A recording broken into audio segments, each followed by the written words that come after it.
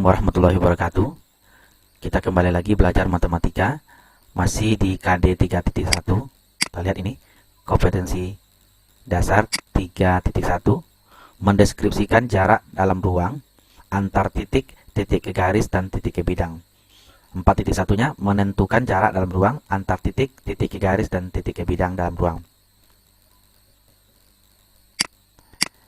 Kita lihat, ini indikator yang kelima. Pada pertemuan sekarang kita sudah masuk indikator kelima, menentukan jarak titik ke bidang.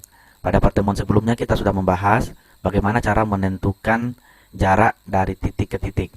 Pada pertemuan kali ini kita lanjutkan bagaimana cara menentukan jarak dari titik ke bidang. Kita perhatikan, ini sebuah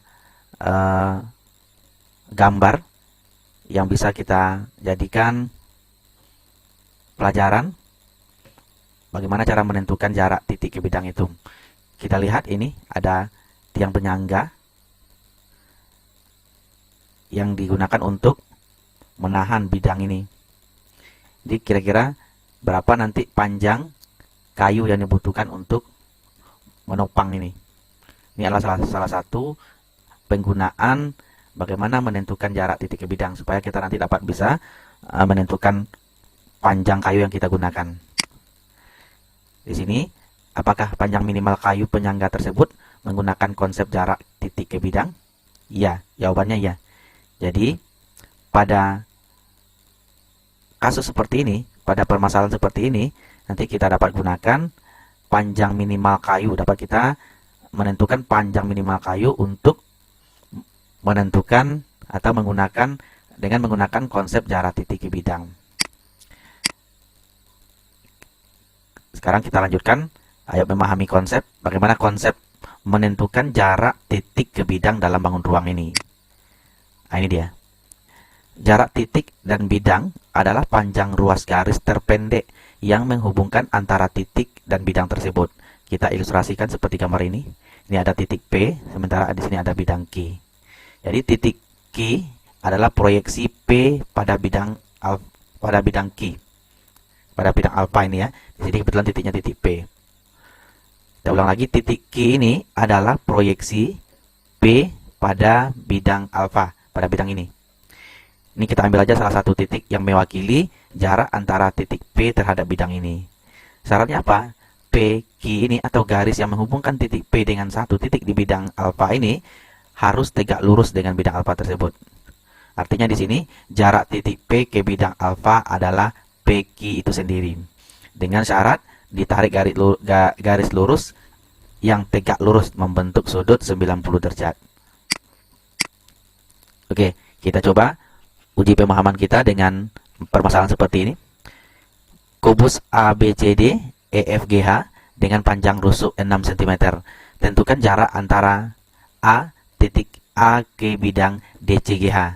Kemudian yang kedua, titik F ke bidang ACH. Ya, kita lihat penyelesaiannya.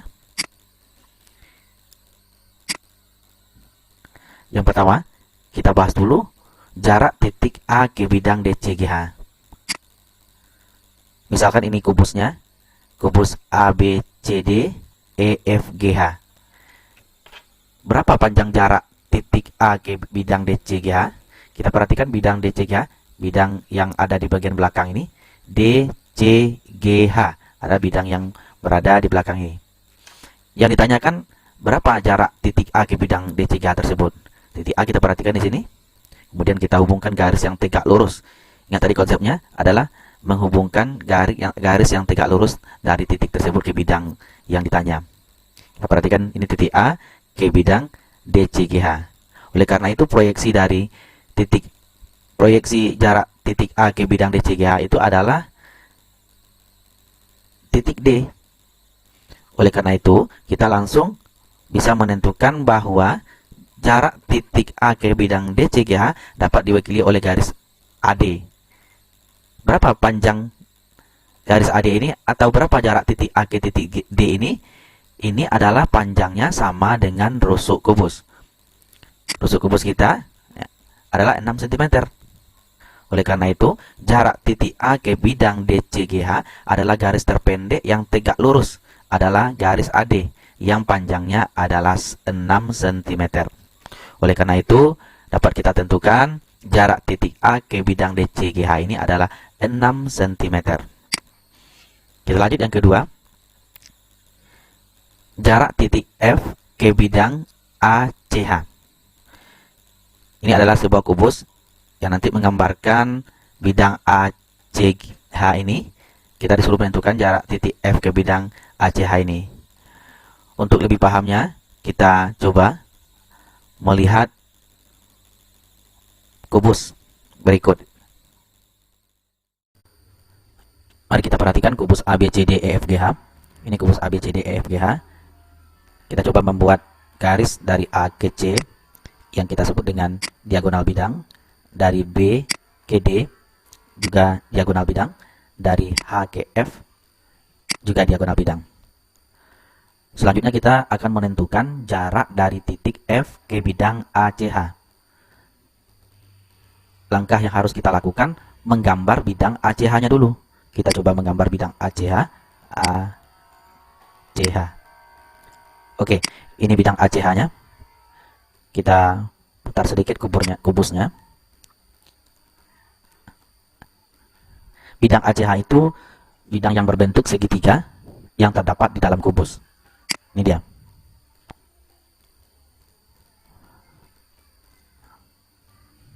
Berikutnya, kita coba membuat garis dari titik H ke titik tengah ini. Titik tengah BD yang kita beri nama titiknya itu titik Q. Kita lanjutkan dari Q ke F.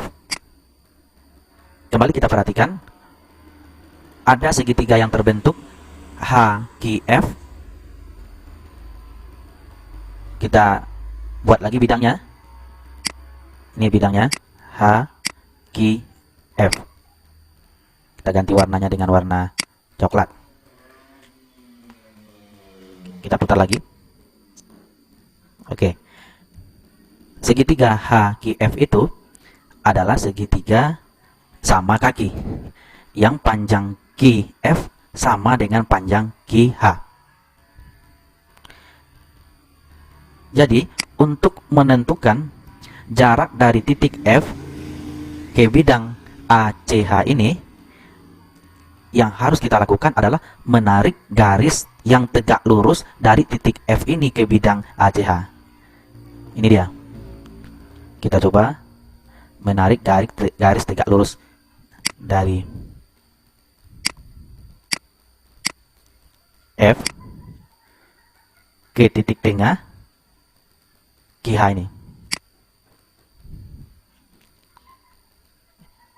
Jadi kira-kira begitu.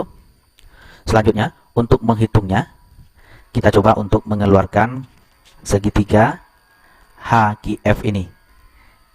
Merupakan segitiga sama kaki yang panjang QF sama dengan panjang QH.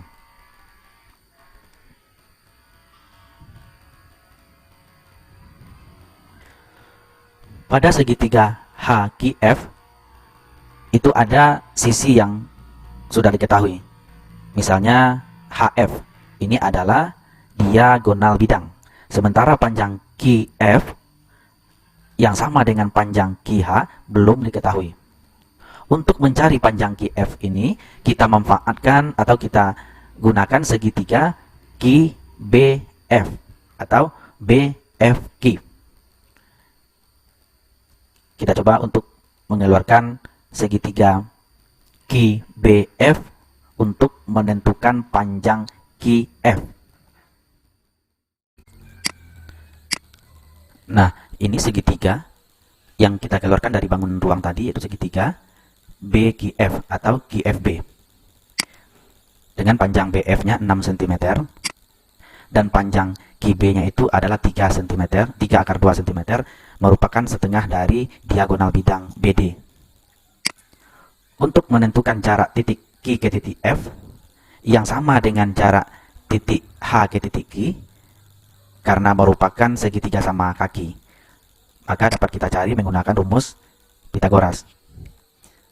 HQ sama dengan FQ merupakan akar dari BF2 kuadrat ditambah BQ kuadrat. BF-nya 6 cm, maka 6 kuadrat. Kita tambah dengan 3 akar 2 dikuadratkan. Kita dapatkan hasilnya 3 akar 6. Jadi panjang HQ atau panjang FQ itu 3 akar 6. Selanjutnya kita perhatikan segitiga HQF. HQF.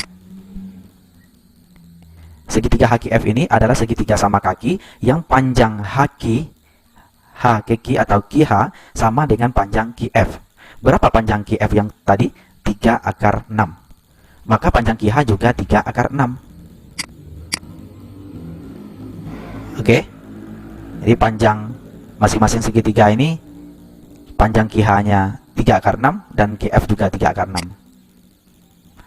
Lalu kita perhatikan segitiga HQF atau FQH.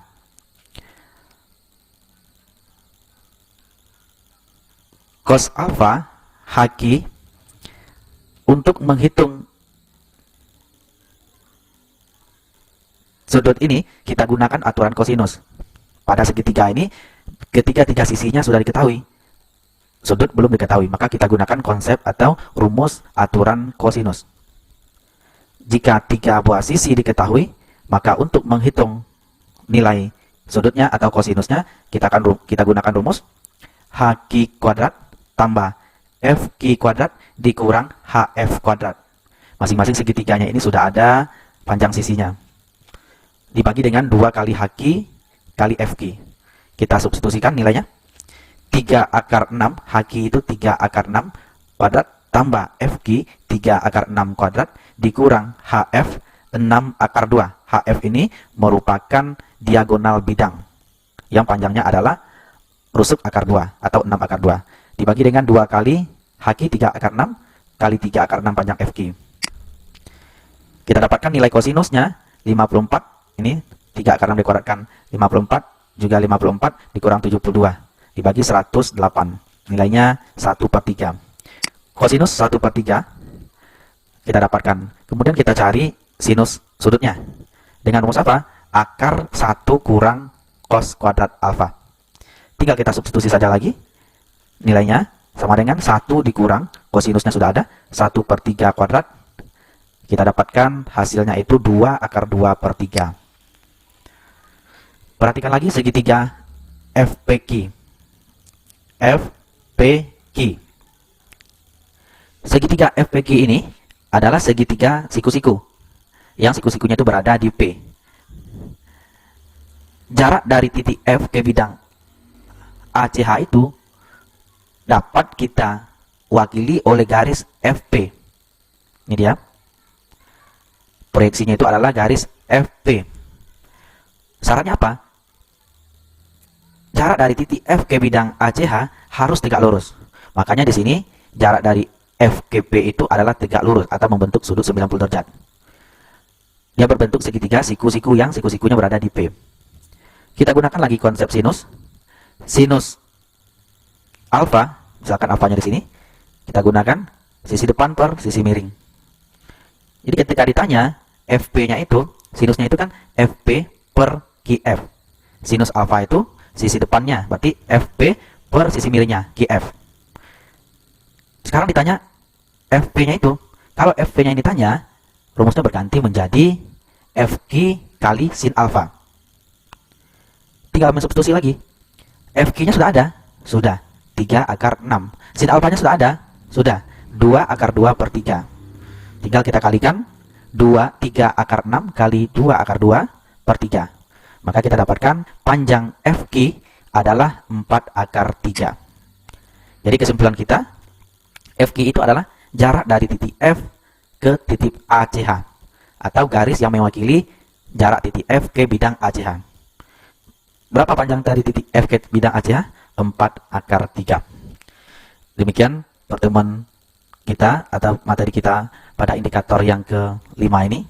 Mudah-mudahan Anda semuanya dapat mengerti.